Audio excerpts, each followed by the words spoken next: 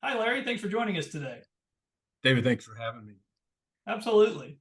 Well, just getting us started off today, Lightspeed Technology is a coding platform with an emphasis on ingesting data from multiple various sources or EMR so that coders are presented their entire workflow in a single pane of glass. Through the years, we've seen many different ways of operating the revenue cycle within healthcare, and there's definitely no single best way to set it up. What's best for one is definitely not optimal for another organization. So today we're going to be speaking with Larry Winstead of Superior Coding Solutions about a few key areas within the revenue cycle to get his thoughts on how to evaluate some of the pros and cons of evaluating those processes. So hi, Larry, tell us a little bit about yourself. Hello, David. My name's Larry Winstead. I'm the owner of Superior Coding Solutions. We're located in McKinney, Texas, suburb of Dallas. I've been in the coding and billing business for medical coding for 25 years now. So I've seen a lot of different things, and I'm happy to talk about some of those things with you today. Awesome. Well, I think the theme of our time right now is that margins are thinning in the world of healthcare, and many may look at the revenue cycle as an opportunity to try to, squeeze the last penny out of the work and the effort that's being done. So I just wanted to go through a few questions that are somewhat in this area and get your thoughts and perspective and your point of views on sort of what goes into the decision making and what makes these things important. So one of the first ones I wanted to start off with is the concept of auditing your charts. And I think that we all know about auditing and that it should be done, but could you just give us your perspective on auditing your charts and your coding and sort of the thoughts that go into that and behind that concept? Yeah, I'd be happy to. Auditing today, I think, is going to be more important, more critical than it has been because, as you mentioned, that margins are tighter now.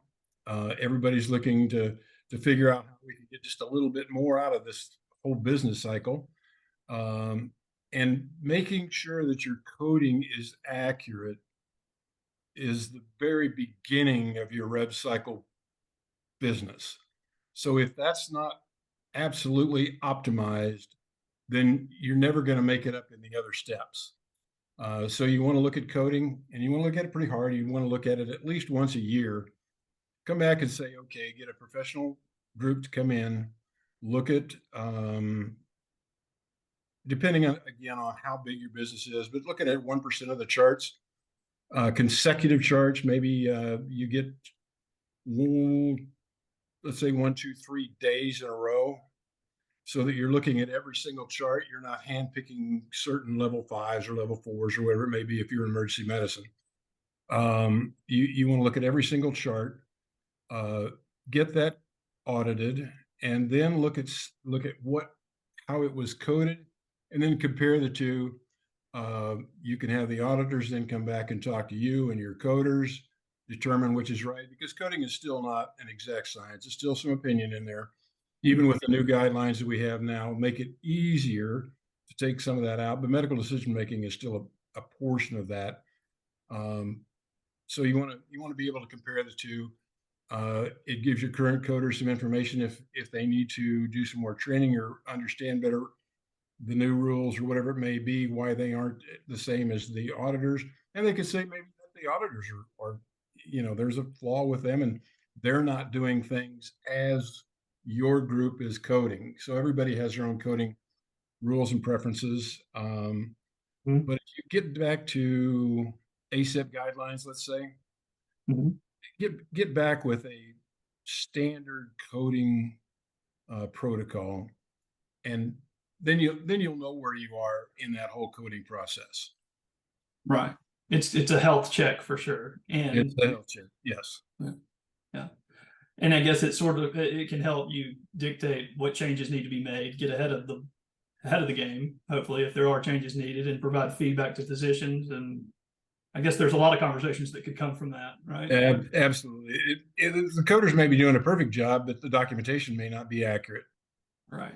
Um, it, the documentation may be there, but it's not as fully listed as it could be for what really happened in that encounter. So if it's not being put down on the chart, coders can't code it. I mean, they're not mind readers and they can't be mind readers. They can only code what's on the chart. So the audit may lead to coding improvement. It may lead to documentation training for the providers. Either one is good Right. if it's Right. needed. Absolutely.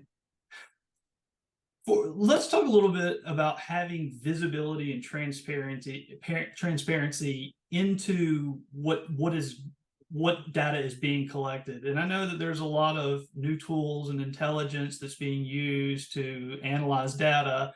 What matters? What are the pieces of data that are key, that are needed, that are valuable, and how is that being used? I think there's a lot of misconception here. I think that there's a lot of let's just say practices that are used when the sales presentation is made. It can get a little foggy as to what they're trying to represent. And I'll give you, for instance, on that. When they represent um, percentage of collections as a meaningful percentage, uh, you need to step away and say, "Hey, wait a minute." And the reason, because percentage of collections is just a formula. Okay, just because you're collecting 30% of charges, and somebody says, "Well, I work with the hospital down the street, and we're collecting, 36% of charges," doesn't mean that 36 is actually going to give you more money than 30. It's all determined by your fee schedule. Mhm. So if you have a very low fee schedule, you're going to have a higher percentage of collections.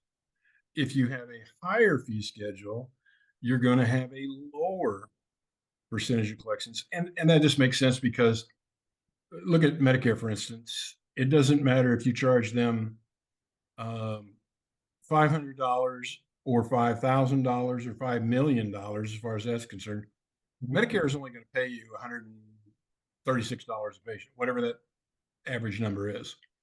So you can see, if you're only going to get $136 a patient and you're billing $200, well, Mhm. you're going to get a lot higher percentage. If you're billing $2,000, you're going to get a lot lower, but you're still getting the same money. Mhm. The number everybody wants to look at, and the number that is key for everybody to be very aware of, is collections per patient by date of service. And what that means is, when you have a group of people, let's just start first year, and we'll say you had 1,000 people that you saw in January. And obviously, it's going to take a period of time before all the collections for those people come in. Mhm. But you have to compare the money coming in at for those January patients. So you get, like say, you get collections per patient by date of service, so that you know where you are. If you don't, you're chasing your tail, because you're going to see 1,000 patients again in January, and you're going to get in X number of dollars. Let's say you're going to get in $150 per patient, but that's going to be the money you get in January. Well, the money Mhm. you get in January might be a small piece of January business for sure, patients seen, but most of that money is going to be from December or November patients that we're seeing. So you're not comparing apples to apples as you go.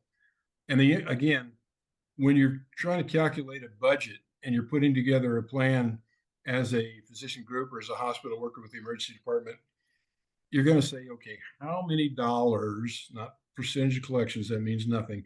How many dollars per patient are we going to receive? And then I can base my budget knowing that money is going to be coming in.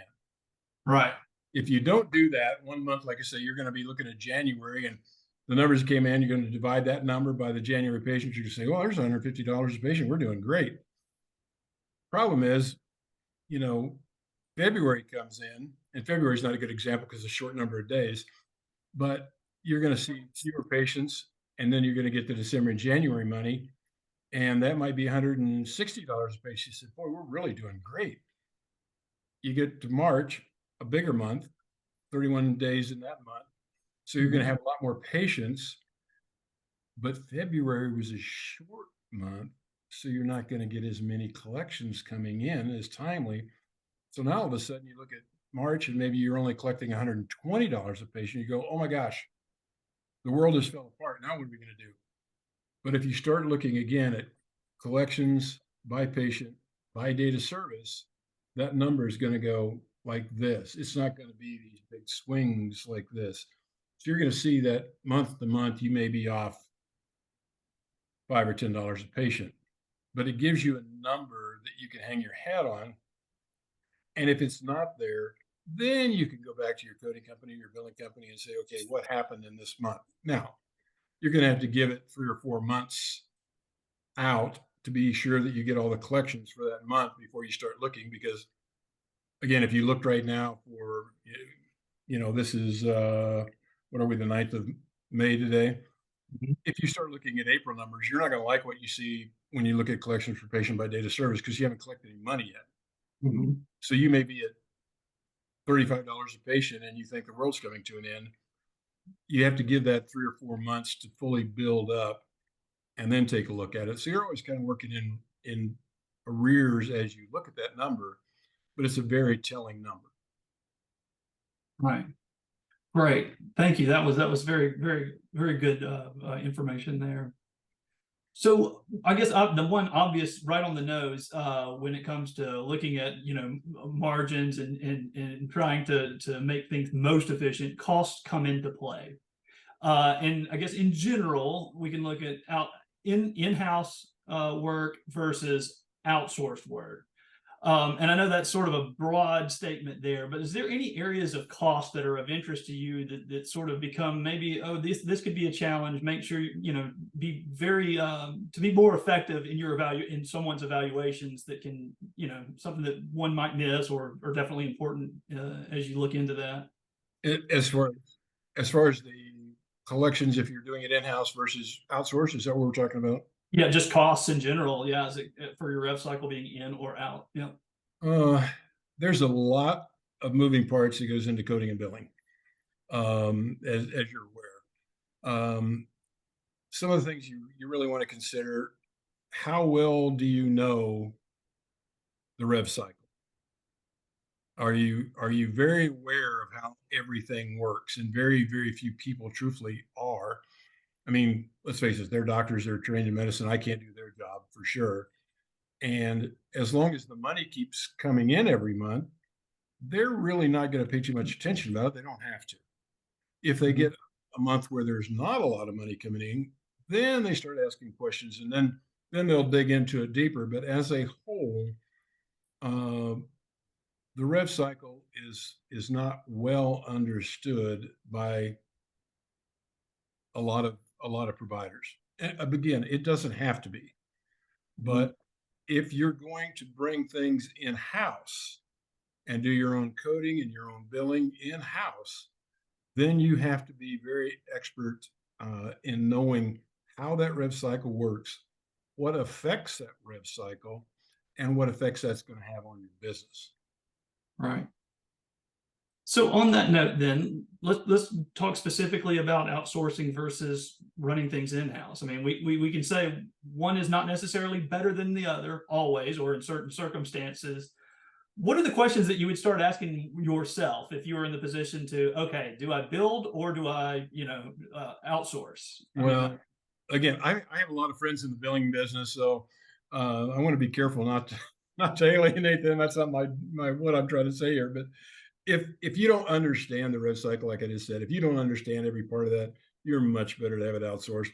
The people that are doing that and been doing it for a long time are very, very much expertise at that particular that function, and they do a great job at coding, billing, collecting the money for you, reporting that back, and becoming really a very valuable vendor to you and a partner to you in your business. mhm, Now, all that being said, there are some people that prefer to bring everything in house and take care of it themselves. If that's the case, again, you're going to have to bring in people that understand the rev cycle. They understand the effects of coding. They understand billing, and billing can be messy. We are seeing that all the time with more denials, more work involved. There are some very good software programs now for medical billing that eliminate a lot of the day-to-day functions. They've automated all that, so it makes it a lot easier if you are bringing it in-house. But there's some advantages to bringing it in-house. You have 100% control and 100% transparency of everything you're doing. Uh, the other thing is, and I'll just throw this out there, the one thing that can be an advantage, when you send out that statement and the money comes back. I mean, it doesn't happen that easily, of course, but when you get that money coming back, it's all accounted for. What doesn't come back, then you've got to go chase, basically, whether you chase it, whether the billing company chases it or you chase it if you're in-house. The one thing that there's a little bit of difference there, and if you have, let's say, to make it easy, let's say you have $1,000 bill that you haven't got collected yet, so you're going to make phone calls or send letters or whatever you're going to do to collect that. Understand the billing company is working on a percentage. So if it's $1,000, they're working on, let's make it easy. Let's say we're working on 10%. So they get $100 if they collect that $1,000. So they could make some phone calls for $100, but how many? 1, 2, 3. I mean, if you're doing it in-house, if you collect the money, you get $1,000. How many phone calls can you make for $1,000? I mean, I think there's some of that going. So just inherently, you may, if you're very good at collection, you may be able to collect a little bit more money, but you're paying people to do that too. So the other way is it's just being handled for you by the outsource company, whoever you're using. So there's certainly pluses and minuses. Do you have time to go chase that money yourself? Do you have people that are experts at knowing how to do that yourself? Or is it better just to say, no, I'm going to outsource this. I don't have time for it. I don't have an understanding of that business. I'm just going to let the outsource company do it. And I know what I'm going to make, and I'll figure my budgets accordingly. Right. That makes sense. Absolutely does. No, that's a perfect hypothetical there. Absolutely. Well, thank you so much. I really appreciate your time, Larry. If people want to reach out to you, where could they find you? SuperiorCodingSolutions.com, or they can actually give me a call on my cell phone. It'll track me down wherever I am. That's 419-297-7700. Awesome. Well, thank you so much, Larry. I appreciate your time today. I hope you have a good rest of your day, and we'll talk to you later on. All right, David. Thank you. Appreciate it.